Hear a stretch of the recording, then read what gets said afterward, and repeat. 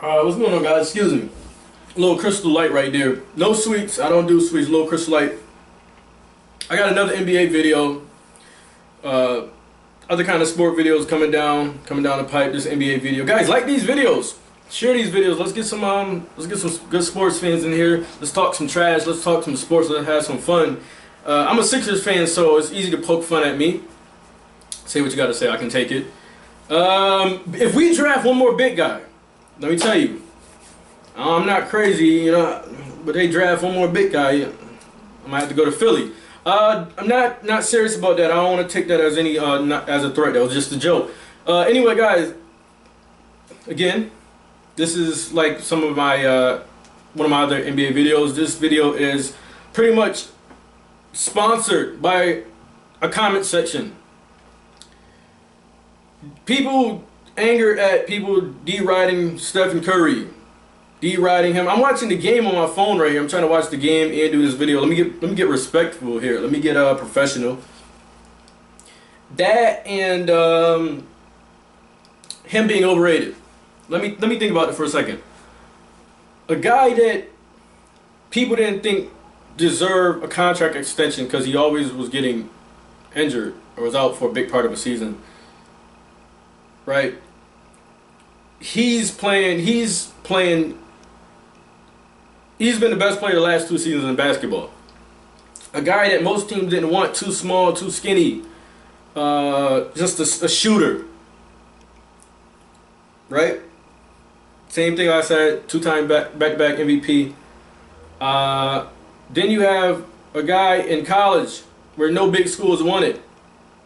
Then you have a guy in, I don't even think he played his freshman year. He probably played, but I don't think he started. Don't quote me on that. So, is he overrated? And what's going on? You know, people the deriding. Guys, I got a question here. Right? Stephen Curry is playing ball has been playing ball at such a high level that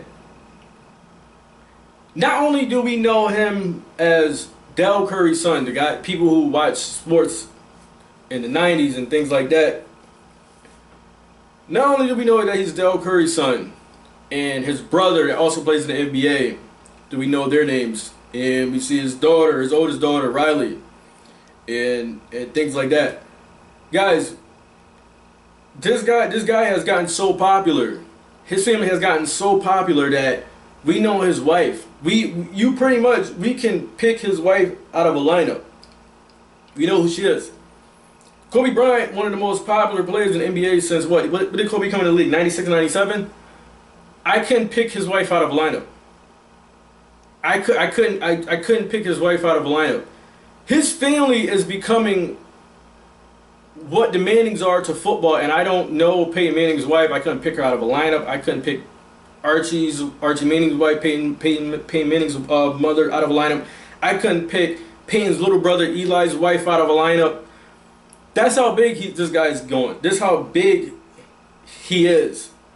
And the thing about the deriding is from the casual fan. The casual fan and fans that are not reasonable. Fans that would say Stephen Curry is top 5 ever. Now, I thought the guy would be good. I never thought he'd be this good. I mean, a couple of all-star appearances and, you know, things like that. But the reason I think that things get screwed up so much is because of the media. The media seems to not keep things in pretty much perspective. Now, to a fan that knows their knowledge about any sport, we're talking about NBA here, any fans that knows their knowledge and that are reasonable, they would sit there and say, they either say Curry's the best three-point shooter ever, they either say Ray Allen's the best three-point shooter ever, some old school fans might say Larry Bird is the best three-point shooter ever, or people will think, I don't know, you know, all right, if you say he is, but I don't know. And that's totally fine. He breaks his record. He breaks Ray Allen's record. Then he has a record. Then he breaks that one. Then he breaks that one. And this guy is shooting 400 threes in a season. But the thing about it is the media. The media screws things up. Curry has 2 great seasons, and the media wants to say, well, is he better than Michael Jordan? Is Stephen Curry a more explosive offensive player than Michael Jordan? That's the media, and like I said, a reasonable and a knowledgeable fan would sit there and say, hell no, he's not. He's a damn good offensive player. There's been many damn good offensive players, but he's not Michael Jordan. That's the media, and that's the casual fan watching too much ESPN. So let's talk about ESPN. ESPN is completely garbage. I don't watch it. Guys, you remember, well, I don't watch it. You guys probably still do. ESPN used to be great. You used to watch a playoff game. The playoff game ended. You sat there for 3 hours and watched the playoff game. It ended. You turned straight to ESPN to watch more highlights of a game that you just sat there and watched, to now watching press conference, watch anchors talk about it, watch a post-game press conference, post-game conference, and whatnot, and people to talk about the game, and it was enjoyable. And you sat there with no problems in the world, except if your team lost. But ESPN used to be fun. ESPN now seems to be like a TMZ. It's not. It's not educating me. Like, I used to watch Mike and Mike every morning before school. I can't watch them anymore. I can't. I used to love to watch First Take. First Take was amazing, knowing that Tebow won, and you're gonna hear Skip talk about it. And then Mayweather, you're gonna have those conversations, and then just things like that. Just to name a few. Try to keep this video short. But First Take seems to be scripted. You know what you're gonna get. If LeBron James goes, and every season seems like to average 27, 7, and 7. This guy's going to the 6th straight finals appearance. If he don't win, then Skip is going to say something. Skip is going to say something negative. But he can sit there and give positive sayings about Tim Tebow, a guy that can go 2 for 14, 3 for 14, 2 for 15, 2 touchdowns or whatever, and barely win a game. He can barely throw a 15-yard comeback, and Skip says positive things. I can't really. I used to like the days when Jay Crawford was there. Those days were cool.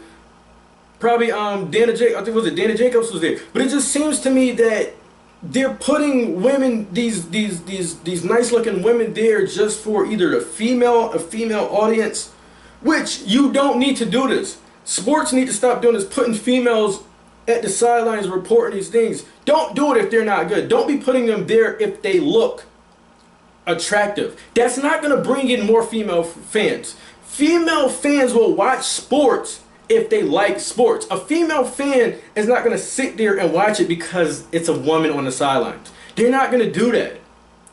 Our female fans, are hardcore female fans, they know their stuff. They're watching it no matter who's on the court, who's on the field. Plain and simple. A casual fan, it may or may not really spark. They may or may not spark the interest. Really, pretty much, casual fans pretty much don't know what they're looking at. They don't know what they're watching. Now, Chris Webber, I love Chris Webber as a player, but for Chris Webber to call a game, I don't want to hear Chris Webber call a game. I don't think he's that good. Reggie Miller call a game? Sure. If Chris Webber wants to be on TNT show with Charles Barkley and the Jet and Ernie Johnson, cool. I'm with that. If he wants to be on open court, cool. Because Chris Webber has some funny, but for him to call a game, I don't want to hear it. And that's what seems to be First Take. They're just putting these women there for look. They're not. You can pretty much. You don't have to have these women there. You can have some producer guy in the back with the headphones on telling these guys the next segment, and it's not gonna. It doesn't change anything. Now, like a Linda Cohen, now I'm not sitting there saying anything about Linda Cohen because she knows her stuff. She's the real deal. Women like Michelle, like a Michelle Beadle. I used to love Sports Nation. Every day after school, if I'm not playing sports, if I'm not playing sports or playing video games, I'm watching Sports Nation. Colin Cowherd left. I used to love Colin. He left. I stopped watching. Michelle Beadle's there for just eye candy. She absolutely adds nothing. Is she better than some of the women they bring in when she's not there? Sure, but she doesn't add anything. No disrespect to Max Kellerman. Max Kellerman knows his stuff about boxing and Marcellus Wiley, but she doesn't add anything. You have, it seems like just a hypocritical company. You have a guy that, Stephen A. Smith, he gets paid to say his opinion, sit there to spit facts and give some sources I mean, Skip gets to pay. He gets paid for his fact and some opinions. I'm not ever sure he ever recited some sources. Michelle Beadle doesn't like something that Stephen A says. Instead of taking it up with him, because you guys do work in the same company, I'm sure you can get in touch with him. She goes out publicly. She says, "Son, this guy gets suspended for a week for not saying anything wrong." She sits there and comes out publicly again about Greg Hardy. She had some issues with that. Felt sick. Felt disgusted about what her company is doing. Did she give her paycheck back for that week? Did she quit? Did she go over to Fox or some of the other sports company? Did she ever do that? Go to some of the other network company? Did she do that? No, she didn't. She stayed. It's just those things, guys. ESPN it's like TMZ. They don't keep things in perspective. And like I said, the casual fan, that's what they know. They know ESPN. You, a hardcore, knowledgeable fan, a reasonable fan, you can't sell them on a question of, is Stephen Curry a better offensive player, or is Stephen Curry one of the best point guards ever? You can't sell them on that. But a casual fan, you could sell a casual fan on that nonsense. I love Stephen Curry. I hope they come back and win the finals again. But to sit there and say he is he? It's not a question. Is he the best three-point shooter ever? Yeah, that's a question. And if you say so, cool, because I think so.